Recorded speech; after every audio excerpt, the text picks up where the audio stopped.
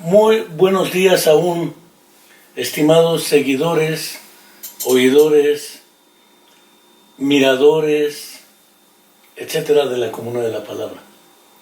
Nuevamente, como cada semana lo hacemos, tenemos nuestra charla, entrevista acostumbrada, pero antes de comenzar no quiero dejar de recordar que a propósito de la nota de un video que se viralizó en las redes sociales a propósito de los mecanismos de investigación científica que la PGR en periodos de el buen Henry Monster Peña Nieto, dijera Broso, Enrique Peña Nieto, y de la mentira histórica del que fuera gobernador de Hidalgo y después procurador general de la República, a propósito de los 43 estudiantes de la Escuela Normal Raúl Isidro Burgos de Ayotzinapa, Guerrero, en Tixla de Guerrero, una de las normales o de las escuelas normales rurales más emblemáticas en la historia de este país.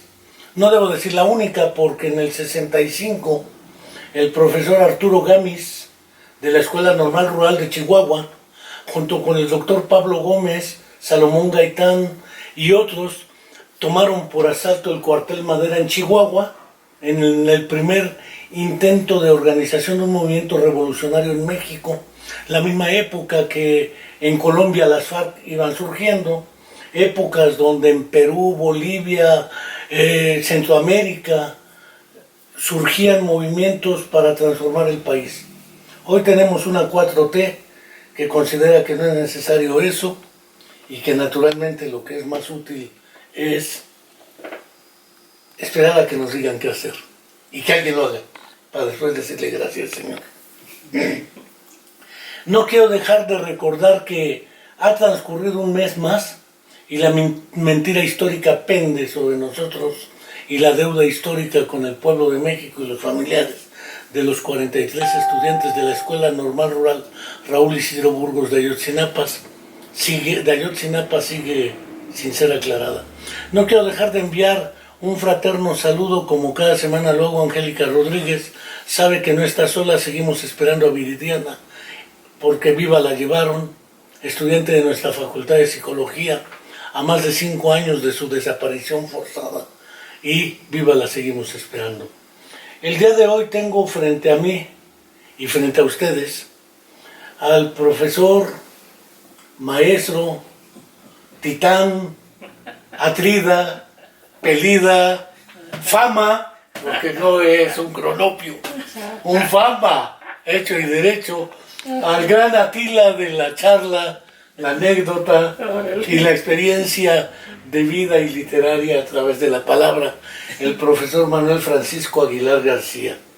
No quiero dejar de agradecerles, y antes de soltarle la palabra, porque ya no me va a dejar hablar, quiero aprovechar para decir un poco quién es don Manuel Francisco Aguilar García. Probablemente era el año de 1990,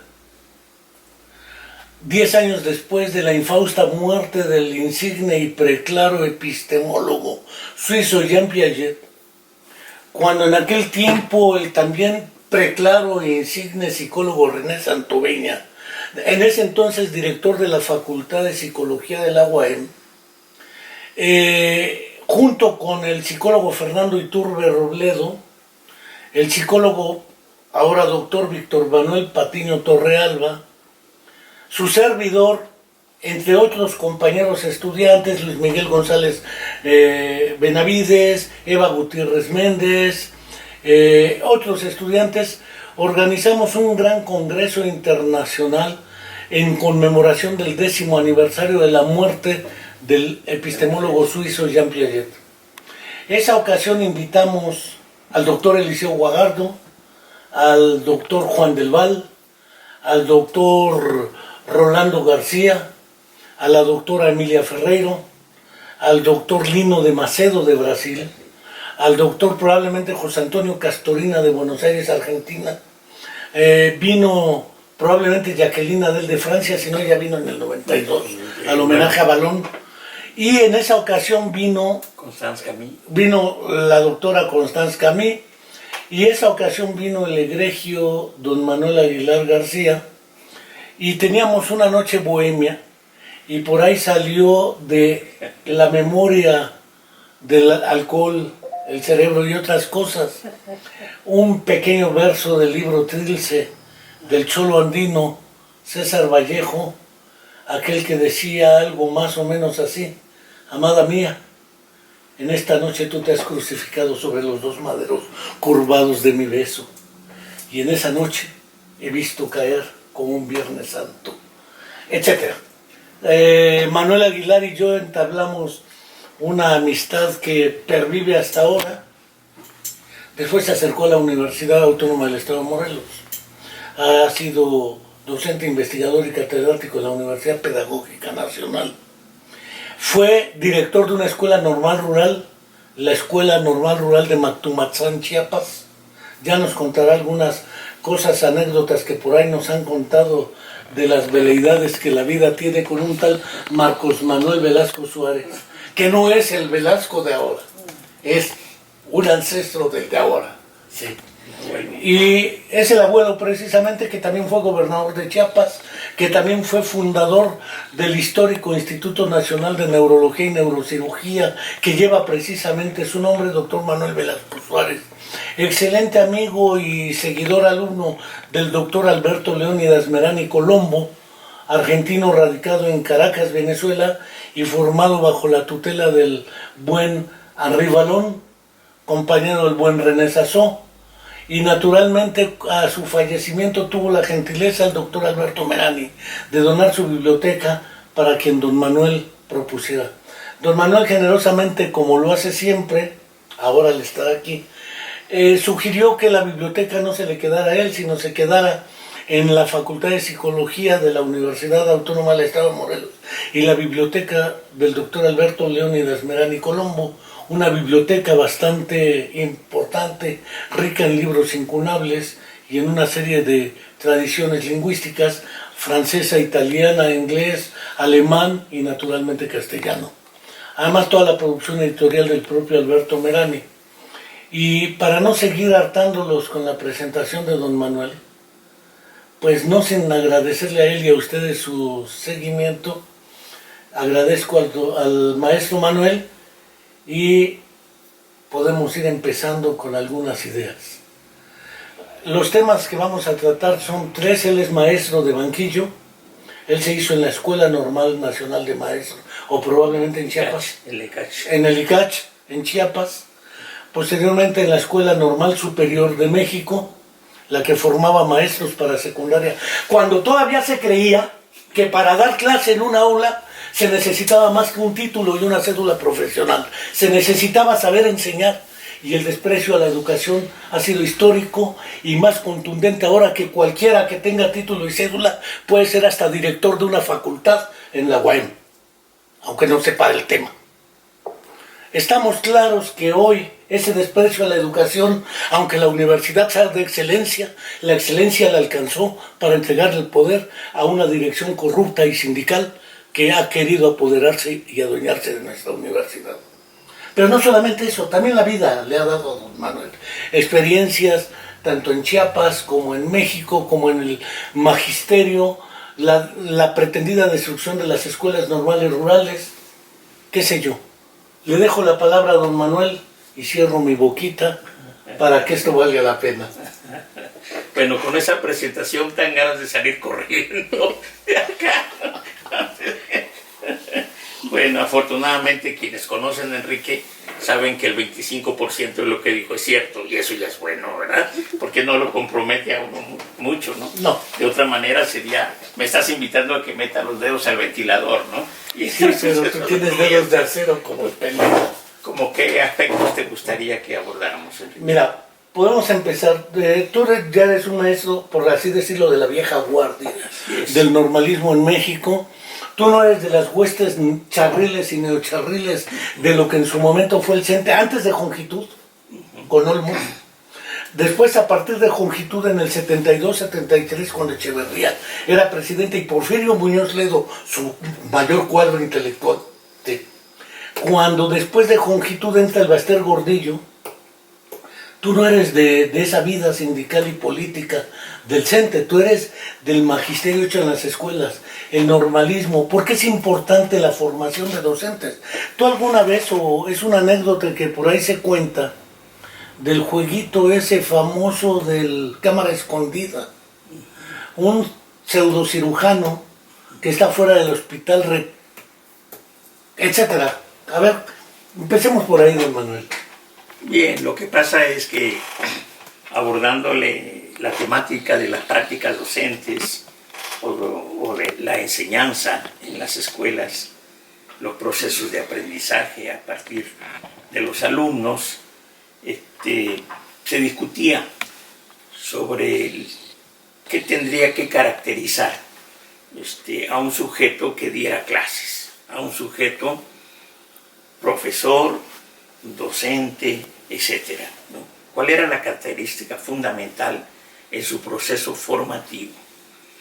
Y en esa discusión o en esas reflexiones se planteaba que era muy importante que esta persona tuviera una proximidad, ¿no?, con la realidad educativa, que fuese un personaje que pudiera poner en su praxis educativa el acervo al que se había aproximado en su proceso de formación como profesor en una institución, en la escuela, con los alumnos, con sus pares, los maestros. Y entonces la discusión surge una especie de ejemplo. Y yo les decía a los colegas en ese momento, si yo paso sobre una acera de un hospital y me acerco a la ventana y me veo un médico, amigo mío, y me llama que entre y ya me van a enfundar todo higiénico para no llevar los virus ahí, y yo me niego a entrar. Y él me dice que ¿por qué, asombrado? Yo le digo, porque yo de eso no sé. ¿Qué quieres que yo haga? Yo no sé. ¿Me vas a decir que te pase una pinza número tal? Que ni la conozco. ¿Me vas a decir que si yo sé que el píloro está en unos milímetros abajo del apéndice? Pues tampoco sé. O sea, no sé nada de eso. Por lo tanto, yo no puedo intervenir, porque esa es una intervención. Él, siendo mi amigo, se molesta, pero me dice, ok, vete, ¿no? Pero días más tarde yo estoy en el aula impartiendo una sesión y circunstancialmente pasa mi amigo sobre la acera y yo lo llamo para que salude a mis alumnos y todo, ¿no? Y lo invito a dar una clase y él me dice que sí, que él puede dar la clase que yo quiera, ¿no? Y bueno, en ese sentido me entró la reflexión y dije, ¿acaso el campo de la docencia no es un campo susceptible de ser investigado? ¿No es un campo susceptible de la utilización de metodologías didácticas? ¿No es un campo susceptible del conocimiento psicobiológico, del desarrollo tanto intelectivo, físico y moral de los alumnos? Como yo sí tuve respeto para no entrar a la cirugía y él no tiene respeto para entrar a mi casa. Supuestamente en las reflexiones continuó el debate, ¿no? Pero marcó un hito en ese momento ese tipo de reflexiones. Por favor, esto no quiero que se confunda como que los colegas que no fueron formados específicamente en la docencia hay que sacarlos, hay que correrlos. No. Los colegas que realizan actividad en la docencia, pero que no tienen la formación profesional para la docencia, hay que apoyarlos. Hay que apoyarlos con procesos de reprofesionalización para la docencia. Hay una pregunta. Yo recuerdo por ahí, no sé si fue el tío Guibe, alguna vez en Tapachula o en Tuxtla. Estaba seguramente tú. Estábamos comentando algunas cuestiones sobre la lucha histórica que se ha dado contra los recomendados de los diputados, que si es la Facultad de Medicina, los hijos de los médicos quieren que metamos a la gente a su escuela, Seguramente cuando tú eras director en la Escuela Normal Rural de Mactumatzá en Chiapas, hubo algunas recomendaciones, si no de diputados, senadores, a la estirpe antigua de la esposa de un gobernador, de cuyo nombre sí puedo acordarme porque era neurólogo. Y recuerdo que comentaron que, no sé qué tan cierto sea, que casi sentías que te fusilaban en paredón por lo que hiciste. ¿Cómo estuvo eso? Porque en las escuelas normales, rurales sobre todo, son las escuelas que forman maestros rurales para el campo. Entonces, pues cual más llega y te recomienda y luego se quiere cambiar a la capital. Entonces el maestro rural que formaste se va a otro lado. ¿Cómo está ese asunto históricamente hablando, don Manuel? Bueno, son anécdotas, diríamos hoy, anécdotas de juventud, ¿verdad? Eso diríamos hoy. Mira, en una normal rural como en cualquier institución, obviamente la práctica de los recomendados era una práctica universal, ¿no? O sea, siempre los recomendaban. Pero allá en las normales rurales, o por lo menos donde yo estaba, se tenía un sentido de transparencia muy fuerte. Allá cada mes en el tablero de avisos pegábamos cada mes el gasto que se hacía. ¿Eso era transparencia? Sí, sí, el gasto que se hacía en alimentación, en todo lo que acontecía en la institución, lo que nos mandaba Hacienda. ¿Por qué eran internados? Eran internados, sí. Yo tenía 500 alumnos en el internado, ¿no? Entonces, eso se hacía. Entonces, fue creciendo en nosotros esa necesidad de transparentar. Luego te platico una anécdota más chistosa, de transparentar esto, ¿no? Y entonces, obviamente, pues a mí me llegaban antes del examen de admisión, pues recomendaciones.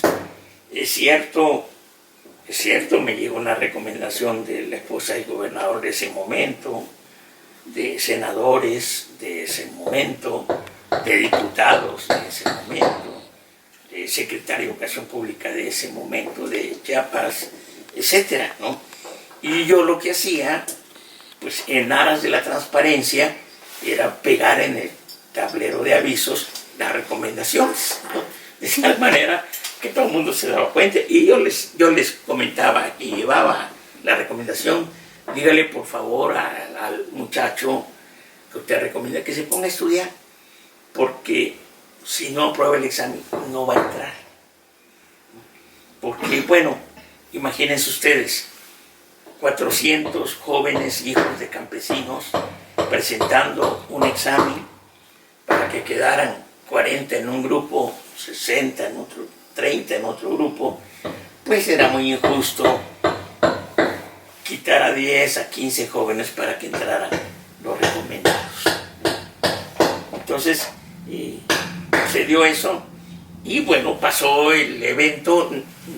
Ya no recuerdo, soy honesto, si entró alguno de los recomendados o no, por su propio esfuerzo, ¿no? Porque tampoco se trataba de liquidarlos, ¿no? El que aprobaba y entraba.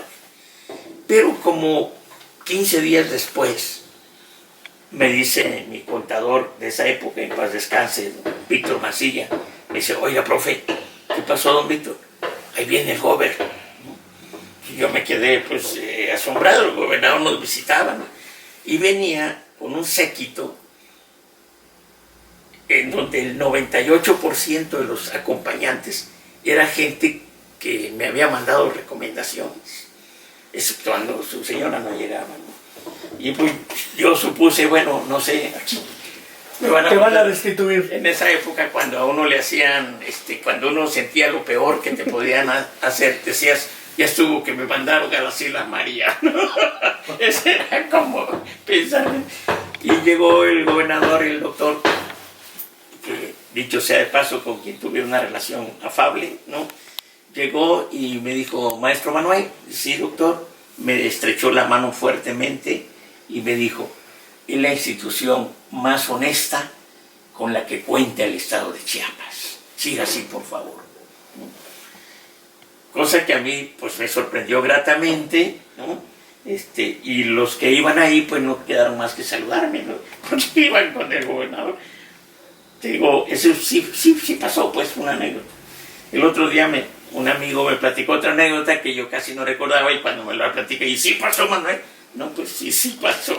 Entonces, no sé por qué andan por ahí floreciendo mis anécdotas. Digo, es que para empezar, yo creo que en la historia de Chiapas, salvo Belisario Domínguez, no creo que hayan tenido un gobernador de la talla del doctor Marcos Manuel Velasco Suárez. No lo digo políticamente, lo digo un personaje muy preparado, un neurólogo de los más prestigiados en el mundo de la neurología, epónimo, porque le da el nombre al Instituto Nacional de Neurología y Neurocirugía de nuestro país, el más importante en América Latina quizás, no sé si que el Chireno o otras instituciones en Cuba o en otros, pero es de los más prestigiados en América Latina por lo menos. ¿Sí? Y el doctor Marcos Manuel Velasco Suárez va personalmente y casi te dice, pues es el único que no obedeció a quienes no me obedecen. La época del poder omnímodo de los gobernadores también debemos reconocerlo. Así como Juan Sabines, hermano del poeta Sabines, que también fue gobernador de Chiapas. ¿Sí? Y sin embargo Jaime Sabines nunca fue un priista de corazón como lo fuese Marcos Manuel Velasco Suárez. Y la formación, ese es otro asunto que me parece que es importante.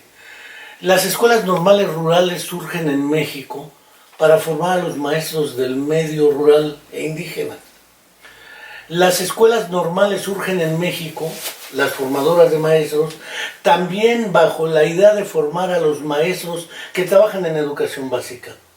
Y quizá el pensamiento del profesor Rafael Ramírez, que tú debes conocer perfectamente, más que yo, porque yo nada me aprendo los títulos y los prólogos, ya con eso la llevo de gane, porque si alguien no leyó el prólogo, ya le gané, ya la hice, porque oye, ¿cómo lees? Pero por lo menos, el profesor Rafael Ramírez, y todo lo que es el movimiento inmediatamente posterior al no triunfo de la Revolución Mexicana, porque como decía John Womack Jr., esta es la historia de una revolución que se hizo para no cambiar. La gente que no quería el cambio. Esta idea parafraseada en John Womack, ¿por qué ha venido perdiendo a lo largo del tiempo ese peso que llevó al cine nacional de la época de oro a Simitrio, por ejemplo? O La lengua de las mariposas en España, en el gobierno de la República todavía española, antes del triunfo del dictador Francisco Franco y sus fuerzas. Y naturalmente, ¿qué importancia tiene la formación de maestros? Porque, insisto, hoy cualquiera con título y cédula puede dar clase. Tiene título de ingeniero y da clase de matemáticas, de geometría, de lo que se le ocurra. ¿Sí? Si es médico, da de biología, o inversa, es biólogo. Cualquiera que tenga título puede dar clase. La realidad es que es sostenible esa tesis, de que no se necesita nada para ser un buen maestro, valga la noción de buen maestro también, que se necesita más allá de los conocimientos modales específicos, valga el terminejo nada elegante, ¿sí? Pero los conocimientos del contenido curricular. Yo a lo mejor soy psicólogo, lo cual no quiere decir que sea bueno enseñando psicología. Puedo ser buen médico, pero no necesariamente buen formador de médicos. ¿Qué pasa ahí? Porque parece ser que de un tiempo para acá cualquiera con título y cédula da clase, lo cual significa que no hay nada de especificidad en el acto educativo y en el acto docente. ¿Qué nos puedes decir al respecto? Bueno, dos reflexiones de lo que tú has hecho. En primer lugar, las normales rurales en México, la primera normal rural en México surge en 1922 en Tacámbaro, Michoacán, la primera normal rural. Tata Lázaro. La segunda normal rural surge en 1923 en Molango, Hidalgo. La tercera normal rural surge en 1925 en San Antonio de la Cal, Oaxaca. Resulta obvio que tiene sus antecedentes. Antes de llamarse en el 22 la primera normal rural, eran escuelas regionales campesinas, porque no siempre la formación de maestros históricamente estuvo cobijada por lo que se llamó Ministerio de Educación. antes era ministerio, ¿no? A partir del 21 Secretaría de Educación Pública. Entonces, como la formación tenía un contacto directo con la Secretaría de Agricultura por el ámbito, el contexto campesino, cobijaron inicialmente. Entonces surgen casi con las escuelas del tipo Chapingo, Antonio Narro, etcétera. Antes pero hay un elemento muy importante. Yo estaba tratando de indagar y hay una intuición. Por favor, esto tómese así, como una intuición. Es más, tómese hasta como una mala intuición. Pero la tengo que decir, me das oportunidad. La tengo que decir. Adelante, camarada. Me pregunté por qué en 1922 en Tacámbaro, Michoacán. ¿Por qué? Me pregunté, ¿verdad? Y no en otro lado. Sí, no en otro lado. ¿Por qué ahí? Y al estar hurgando, husmeando elementos históricos, me encuentro que José Vasconcelos, que fue el secretario de Educación Pública nombrado en el 21, No, que además se le acercó a Siqueiros, a Rivera, a Tamayo, etc. era amigo del gobernador De Michoacán. de Michoacán de esa época. Y que a pesar de que tenían posiciones ideológicas, si no encontradas, eran necesarias, pero eran diferentes, ¿no? Pues, esa es su posición mía, écheseme la culpa, platicaron, pues, ¿no? Y dice, oye, hay que impulsar normalismo rural. ¿Y por qué no empezamos en mi estado? Pues hasta Tacámbaro. Y surge la primera normal rural en Tacámbaro. Hay que recordar que en ese periodo histórico, independientemente de lo que tú dices, de los efectos o no de la Revolución Mexicana, seguía manteniéndose un latifundismo significativo. Claro. ¿No? Y bueno, y efectivamente los latifundistas, pues querámoslo o no, tenían contacto con la política nacional, con los políticos nacionales. Y en esa región el aguacate, con etcétera. los gobernadores, con todos, no podían estar separados, tenían ese contacto. Y se necesitaba, esa es otra preocupación mía, y se necesitaba que hubieran agentes de transformación en el campo, que pudieran avivar los procesos, ¿sí?, de, ¿cómo diríamos?, de recuperación de la tierra de ciertos lugares, ¿verdad? Y los profesores rurales jugaron ese papel. Arturo Sí, Gámez era sí, profesor rural. Sí, también Cabañas. Lucio Cabañas, Genaro Vázquez. Esa no era del Nacional, puede ser la Sí. Nacional, pero sí del medio, ¿no? Albergar, ¿no?, cosas. Y me encuentro con que el primer golpe ideológico, político, que se le da al normalismo rural, agárrate, quédate sentado, Estoy sentado. fue en 1945. ¡Wow! ¿No? Pero ¿cómo en 45 cuando el México rural? Pues sí, pero Pues sí. era Manuel Ávila Camacho probablemente. ¿Y dónde estuvo ese golpe? Que no lo vemos, no aparece, en las historias no aparece. Ese golpe al normalismo rural, pues únicamente se adecua el currículum formativo de docentes rurales al currículum formativo urbano. Y se hace una sola currícula, ¿sí?, más urbana que rural. Y se quitan materias como filosofía social, como derecho agrario, ¿sí?, como topografía. Fíjate esa intencionalidad de la formativa, ¿no? Porque iban a auxiliar al campo. ¿no?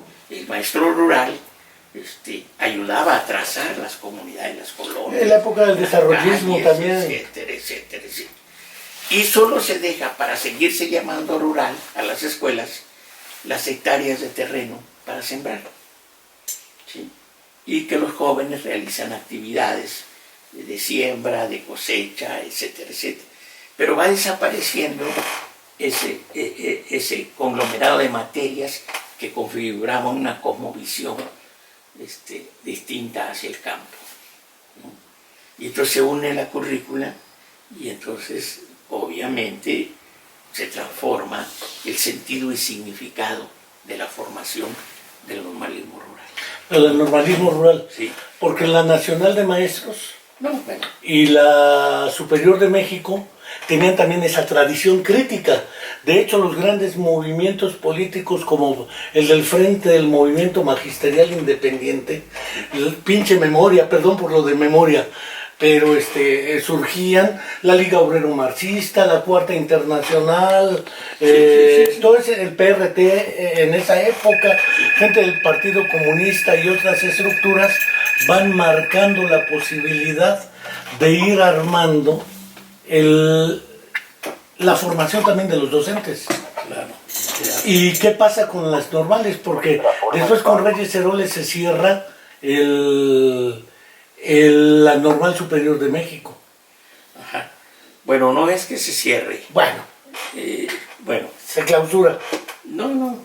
Sí, vamos a decir como el amor. El amor no acaba, cambia de lugar. Y se va a la UPN. No. La normal superior existe. No, existe con sus especialidades y todo, no hay problema. ¿No? Se altera un poco esa condición de laboratorio, porque venían de todo el país a estudiar a la Ciudad de México. Y entonces este era un encuentro de interculturalidades, ¿no?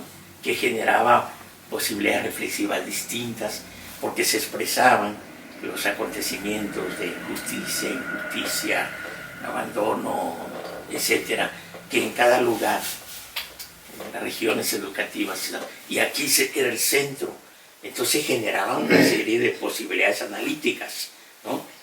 Con todas sus posibilidades, ¿no?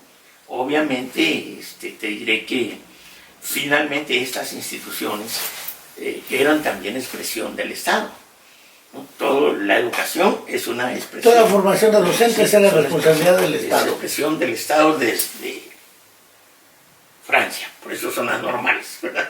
Para normalizar ciertos establishment, criterios, normatividades, etcétera, etcétera, etcétera, ¿no?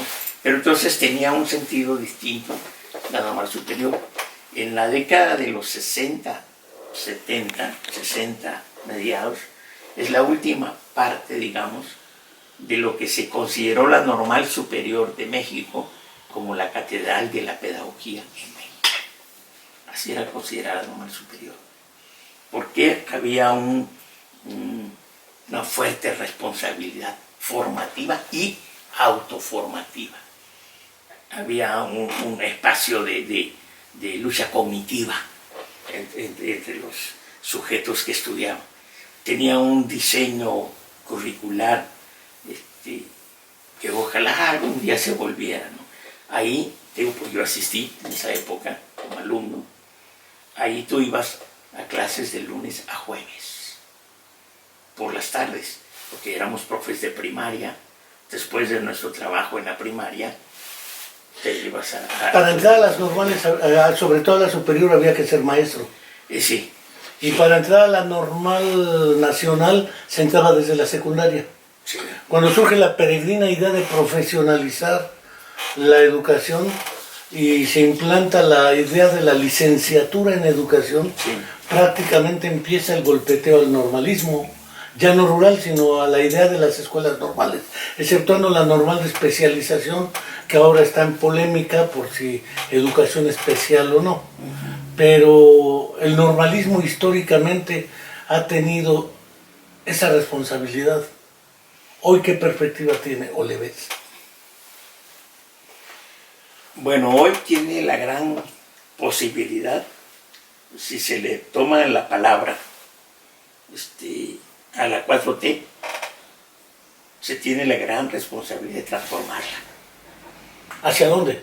Porque transformar suena... Sí, bueno, permíteme. Estoy hablando de un cambio para transformar, no de un cambio para permanecer. Cambiar para transformar. El sentido y significado de la formación. ¿Sí? Sí, eso es importante, ¿no? ¿Qué sentido y qué significado tiene la formación de profesores hoy? Te diré de lo que tú decías, hablando de Rafael Ramírez, que en 1944 hay un trabajo de Ramírez en donde sugiere, inspirado creo yo por la República Española, en donde sugiere el bachillerato como antecedente a la carrera de profesor. Porque en la República Española se puso el bachillerato como antecedente a la formación del profesor. Pero tenía un sentido distinto. Sí, pasó tiempo hasta marzo de 1984, que es cuando se publica en el diario oficial la creación de la licenciatura en educación normal, y ya no es la secundaria la normal, sino secundaria, bachillerato y normal. Y aquí quiero hacer un paréntesis, Enrique, porque es muy importante. Es muy importante para el debate, no porque yo lo esté diciendo, sino para el debate. Pero el debate, ¿sí? El debate. Pero eso se entiende cuando digo debate. Sí, claro. Estoy en la propuesta de Conecaoba, ¿verdad? Un debate, ¿no? Para el debate. Las normales rurales, a partir del 84, tuvieron que haber cambiado su modelo educativo. No lo hicieron. No lo hicieron. Bueno, la culpa de la normal, bueno, el sistema educativo nacional. Una cepa esquizofrénica no lo hizo. Del 84 tuvo que haber cambiado el modelo. Y te voy a dar una razón de las muchas que hay para que se debata. Uno, el director de una normal rural pierde ipso facto la patria potestad sobre los alumnos, porque entran mayores de edad. No es lo mismo tener a un chavo que de la secundaria entra, ¿sí?, a tener a un chavo mayor de edad que te dice, discúlpeme, me acabo de casar, córrame. No, entonces tienes tú a un porcentaje, pero hay que debatirlo, ¿no? Y no sé si se entiende el sentido de debatirme, no tú, que se entienda el sentido de debatir, no de esconderse, no de que, no, debatir. ¿Cuál tendría que ser ese nuevo modelo educativo para las normales rurales? Hacer un escaneo, se oye bien el término, ¿verdad? Para que veas que estoy más o menos tecnologizado, hacer un escaneo nacional para ver desde la ubicación geográfica en donde están las escuelas hoy, ¿sí? Hoy, porque la mancha urbana ha crecido y ha copado algunas, no a todas, ¿no? Pero en aquel momento la ruralidad, o sea, desruralizado, las normales. O sea, desplazado. Desruralizado, sí.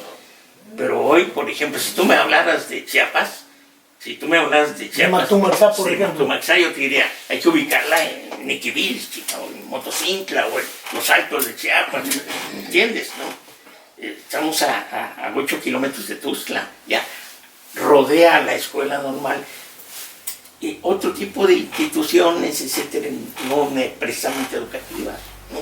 O sea, no quiero decir, por eso digo debate, no quiero decir, hay que correrlos, saquen. No, yo no estoy diciendo eso. Se debe debatir si el proceso de ruralización hay que conquistarlo de nuevo, o la desruralización hay que cambiar el modelo. Porque si está dentro de la ciudad, Enrique, o en las márgenes de la ciudad, ya no podemos seguir diciendo que es una normal rural. ¿Sí? Voy a meter un poco de abogado del diablo. Sí. Esto lo discutimos cuando se habló de educación indígena. Sí. No me voy a meter al rollo de si era necesario o no. Y alguna vez lo comentábamos, bueno, el principio de la educación indígena es para el medio indígena. Pero resulta que los procesos de migración interna mandan flujos de mazahuas a la Ciudad de México, mandan flujos de mixtecos, zapotecos, etcétera, a la Ciudad de México o a cualquier otro centro de las diferentes entidades.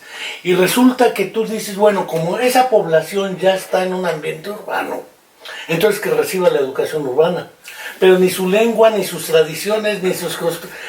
Por eso va a la piedra y no escondo la mano. Sí, sí, no. Hablo de nuevo modelo educativo. O sea, en la Ciudad de México están representadas las 69 naciones indias. Se expresan en distintos niveles educativos, ¿verdad? O sea, ¿qué significa un debate y un estudio de esta naturaleza?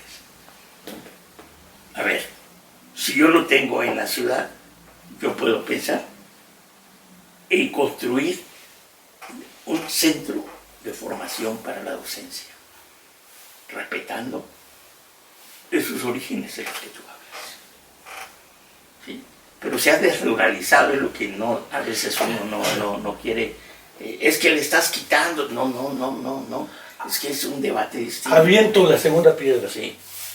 Cuando revisé el último Censo General de Población y Vivienda, y me eché un ratito en la montaña de Guerrero, una región mixteca, amuzga, y lo voy a decir tlapaneca, aunque pueda decir semepa, ¿sí? De cualquier manera se empezó a plantear el asunto de las escuelas, de lo que eran las universidades interculturales, que como que hemos ido a salto de mata dando salidas, pero aparte teníamos el programa de integración educativa o de inclusión ahora, o como educación, como gustemos y mandemos el término. Y resulta que tú ves que el que va dirigido para discapacidad es distinto que el que va dirigido para indígenas, que el que va dirigido para los rurales, CONAFE, qué sé yo. Y resulta que a la hora de la verdad, si hay una persona con discapacidad en el medio, pues ¿qué le vas a dar? Porque ni es indígena ni es... Y cada subsistema vuelve a una estructura de Secretaría de Educación Pública como una personalidad múltiple donde no se conocen ni saben lo que hacen las diferentes personalidades, pero cada quien cree hacer lo correcto. Indígena por su lado, CONAFE por el suyo, por el otro lado las universidades interculturales, las escuelas agrónomas y las normales. Entonces resulta que lo que estamos haciendo es fragmentar y no unificar un modelo educativo. ¿Eso cómo lo podemos afrontar? En un segundo, ¿cuál es la importancia de la educación formal? Sin entrar a la idea de Ivan Illich de desescolarizar el modelo para poder plantear una alternativa de una formación desde otro lado, dijera Jean Robert caminando la ciudad, la conoces, ¿no? ¿Cómo planteamos esos dilemas? Porque educar ¿para qué? ¿Para qué queremos un sistema educativo? Y después para decir, bueno, es que si abandonas la ciencia ya se abandonó el país 4T, pero resulta que algunos de es que los investigadores son unos privilegiados. Lo bueno es que tú no eres investigador, tú eres hurgador. Y los que hurgamos no tenemos la calidad de los investigadores. Sin embargo, hurgar te permite hallar cosas o encontrarlas. ¿Cómo vemos esta dinámica? Porque en el fondo el problema es qué idea de la educación tenemos. Y en ese educar para qué, una pregunta que alguna vez Chavdar Kurano hubiera planteado en UNESCO. Se discute mucho qué mundo vamos a dejar a nuestros hijos, pero excepcionalmente se discute qué hijos vamos a dejar en ese mundo. Claro. Y ese es el papel del valor de la educación, sino qué sentido tiene la educación. Claro. ¿Para qué educar? Pues sí. Allá por los 60, los años 60, me encontré con un pensador, el doctor Gregorio Marañón. Ah, Marañón. Y cuando a él le preguntaban algo sobre la educación, que si él podía conceptualizar, definir la educación, y él decía, bueno, yo lo único que puedo decirles es que la educación es la superación ética de los instintos. Es decir, freudianamente dicho, la domación de ese ello que te dice quiero. Sí, ¿a dónde voy? Súper. Y 60 y en el 90, 30 años, 95, 2000, me encuentro un texto de un escritor apellidado Lipovetsky, ¿no? Lipovetsky. Cuya primera línea del texto dice: el siglo XXI será ético o no será. ¡Wow! ¿No? O sea, dices, bueno, a ver, aquello lo leí en el 60, esto lo veo en el siglo XXI, ¿verdad? Y entonces te da algunos elementos, precisamente cuando yo te hablo de ese cambio para transformar, es decir, recogiendo algunos elementos que entren al debate, que nos den un poco de claridad, ¿no? Cuando la luz de un cerillo resulta ser neón, ¿verdad? Para nosotros, ¿no? O sea, ¿qué hacer? ¿No? Tú preguntabas, ¿cómo hacerle? Obviamente no tenemos respuestas. Es esto. Pero sí podríamos aventurarnos, ya que estamos en tu programa, que es uno aventurar. Claro. ¿No?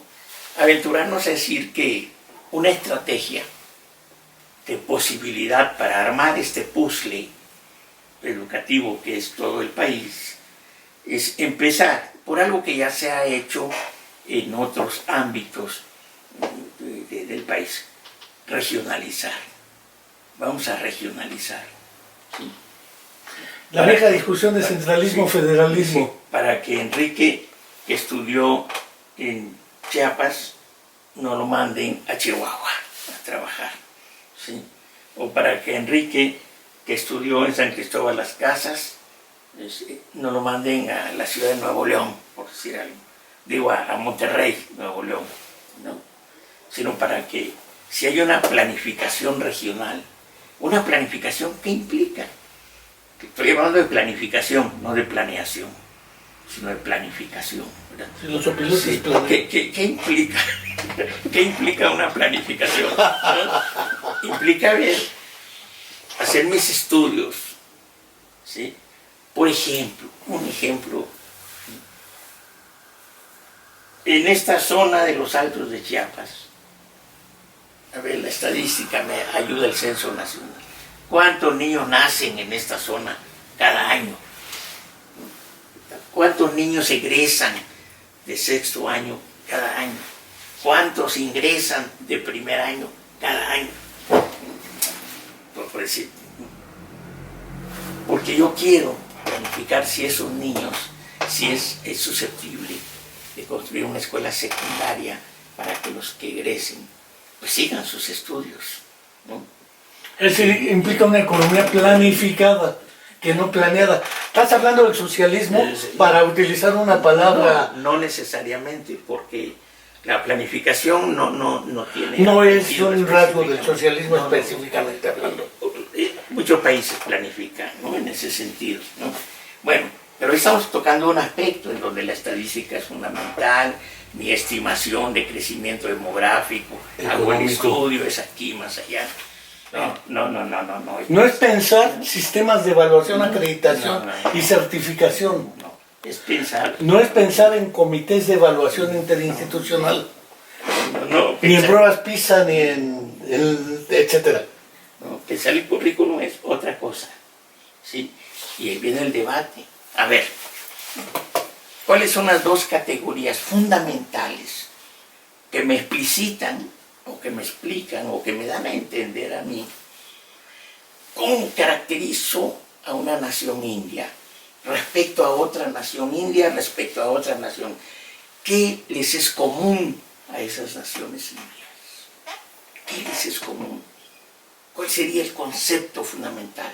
Bueno, indianidad. Esa sería mi categoría antropológica.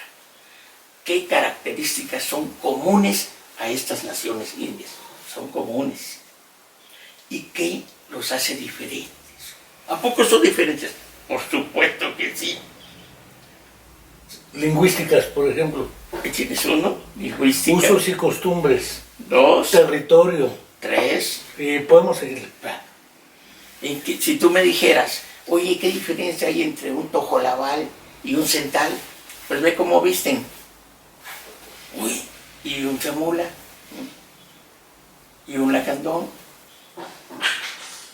No, pues oye, sí. Oye, ¿y por qué los sinacantecos unos llevan su sombrero con listones de colores y otros de un solo color, siendo también sinacantecos? Es como los doctores y los maestros tienen una gorra de Harry Potter de un color y de otro color, bueno, depende del grado. ¿Qué te está diciendo eso? Sí, que hay una unidad en la diversidad, ¿no? ¿Qué te está diciendo eso? Que un currículum, bajemos las categorías, que un currículum tiene o debería tener conocimientos básicos, conocimientos comunes, que se necesitan saber, seas de Indochina, de la Unión Soviética. Es una lengua escrita y una lógica matemática como básico. Y tiene sus cosas diferentes. O sea, si tú vas a estudiar ciencias biológicas o profesor en biología, ¿no? Y desde el primer semestre estudias biología, entonces te estás formando como biólogo, pero no como profesor en biología. Esa es una diferencia. No es lo mismo saber hacer que saber enseñar. Ahora, hay algo que hay que aclarar, Enrique, también en honor a la verdad, ¿cómo estamos de tiempo? Tú síguele ahorita. Hay que aclarar en honor a la verdad porque, mira, en la Ciudad de México hay una sola escuela normal superior, una, Claro. de donde egresan de 13 especialidades, física, química, matemáticas, etcétera, ¿no? 13 especialidades. Egresan 40 gentes de cada especialidad, 500 alumnos de cada especialidad. Pero ¿cuántos millones hay de alumnos para las escuelas secundarias y medio superior en la Ciudad de México? Solo en la Ciudad de México. Sí. Yo creo que ni Claudia Sheinbaum lo tiene claro. Bueno. No prejuzgo, pero creo que no. Bueno.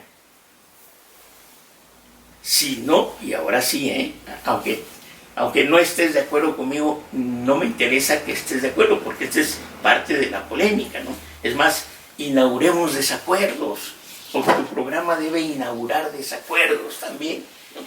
Mira, ¿qué hiciéramos en la Ciudad de México, por decir nada más algo, si hubiera una ley que dijera, los que no se formaron como docentes en secundaria y en prepa, se van? No, es que no es lo mismo hacia atrás que hacia adelante. No, se cierra. Ahorita, ¿cuántos? Mira, si tú me dijeras, Manuel, en cada delegación, en cada, ¿cómo se llaman hoy? Presidencia municipal. En cada ayuntamiento, en cada bueno, alcaldía. Hay una normal. Porque ya se planificó. Fíjate que en Iztapalapa se necesitan tantos maestros para primaria, preescolar, y no tenemos producción, no hay egresados. La nacional no nos da para todo. Nada es la Ciudad de México. Sí. Ahora pensemos en el país. Por eso. Guerrero tiene venes normales. Entonces tendríamos que tener también una normal superior en cada municipalidad. Son 16 municipalidades para 20 millones. Y ni así nos daría. Y ni así. Entonces, ¿qué hay que hacer?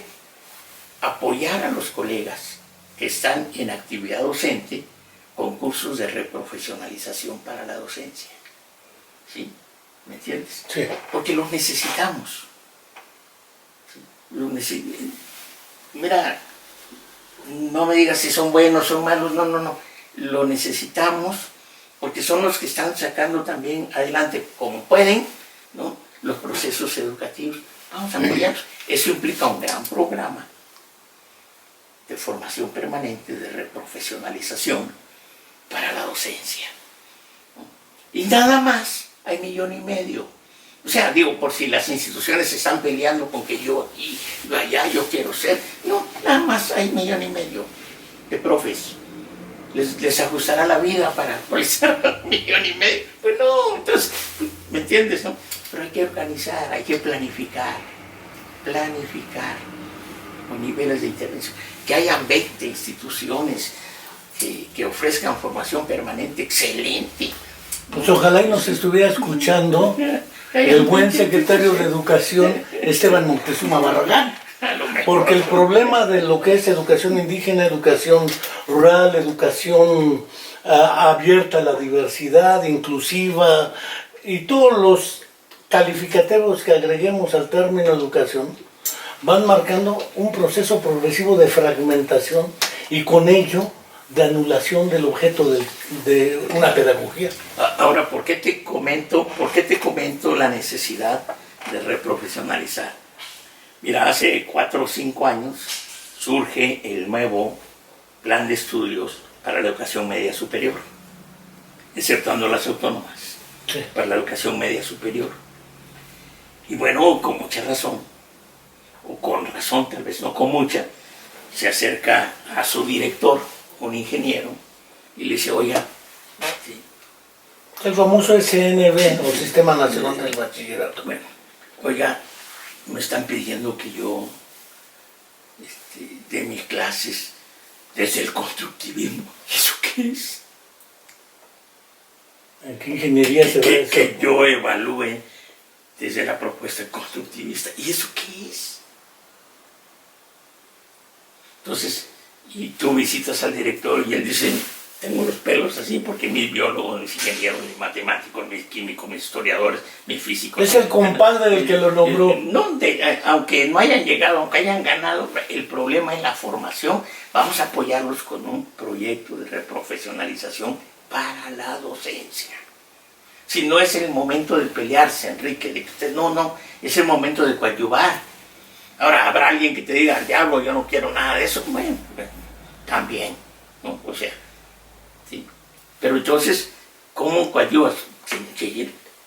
Y mira, y tú y yo hemos dado cursos a maestros en las universidades. Claro. Y no me vas a dejar mentir que los compas biólogos, físicos, que son compas muy metidos, muy interesados, muy comprometidos. Y cuando terminan un curso, caray, cuidado, ¿no? Es más, son los que mejor estructuran los mapas conceptuales.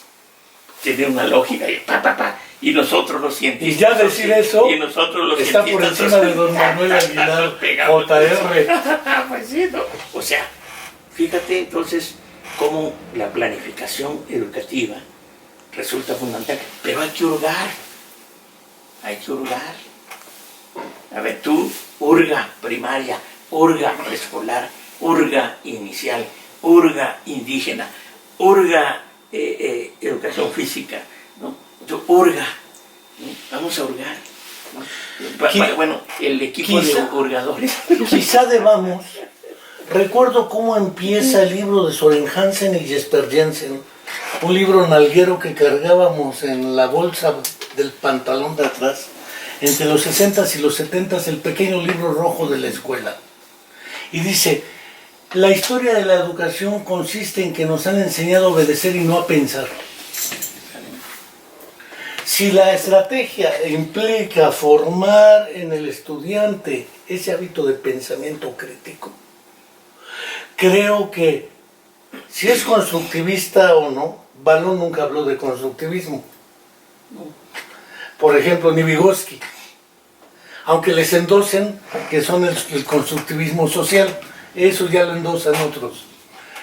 Pero no cabe duda que el hecho educativo y la práctica educativa deben ser analizadas y discutidas abiertamente, Claro. sin el afán de hablar o para deshacer o para mantener como están las cosas, en aras del nadar de muertito, que no pase nada. Y esto es lo que nos plantea. No sé si quieras, porque ya llevamos 1 hora, se va rápido. Sería bueno tener otra charla sobre esto, don Manuel, porque ha sido, aparte anecdótica, interesante, agregar algo más para que quienes nos escuchan podamos seguir replicando este tipo de programas, este tipo de modalidades de discusión y reflexión. Porque digo, a mí me censuraron, vale el término, Simplemente la reingeniería de la universidad dijo que ya no cabía mi programa de radio ahí. Punto. Y si ya no cabe, aunque no le costara un peso, no cabe. Pues entonces que las alas no nos las corten porque tenemos las redes, las benditas redes. Y comentar que, como lo has dicho, Enrique, este programa no está predictaminado con cierta temática específica, ¿no? Que yo haya venido preparado porque Enrique me mandó 10 preguntas con las cuales yo voy a contestar, ¿no? Entonces, por lo tanto, el formato del programa no tiene la formalidad que algunos quisieran, temática de punto por punto, ¿verdad? Bueno, es una miscelánea temática en nuestro programa, pero va surgiendo al calor precisamente de los razonamientos, ¿no? De la confrontación de ideas, ¿no? Y eso es muy, muy saludable para todos, ¿no? Que sí, hay que seguir debatiendo en este tipo de programas, ¿no? Que sí, es importante tu programa porque abre, ¿no? Ahorita lo más importante es todos los desacuerdos que pudimos lograr con la gente que nos escuchó, porque no estaban pensando en desacuerdos, ¿no? Pero ahorita dicen, no, tiene razón, no tiene razón, que aquí, más allá, le sacó porque no habló mal de fulano, porque eso no. La idea no es, tú lo decías, ser francotirador es muy fácil, pero realizar una propuesta, ese es el crítico. El crítico elabora una propuesta, el francotirador tira y no presenta ninguna propuesta, ¿no? Y aquí se va construyendo una crítica poco a poco. Pues qué pena que dure tan poco, ¿verdad? Pero bueno, tú lo decías que luego lo picas a uno y lo haces hablar y luego... No, pero es que además hay otro dilema. Si hacemos programas de 2 horas, también la gente no tiene todo el tiempo como para... Entonces, si ya 1 hora es un exceso... Y pero, más si usan sus datos. Claro. Quedan en la calle. No quiero dejar de agradecerte, don Manuel, don Manuel Aguilar Tamayo, a quien desde aquí le mandamos fraternos saludos, al tío Guibe, a todos los Aguilares, a Tania, al Ernesto, al Federico, a toda la familia, porque siempre me he considerado parte de tu familia, y somos parte de la familia todos. Y pues esperemos otra ocasión. Claro que sí, Enrique, cuando gustes. Y a nuestros seguidores y oidores les damos las gracias y hasta la próxima.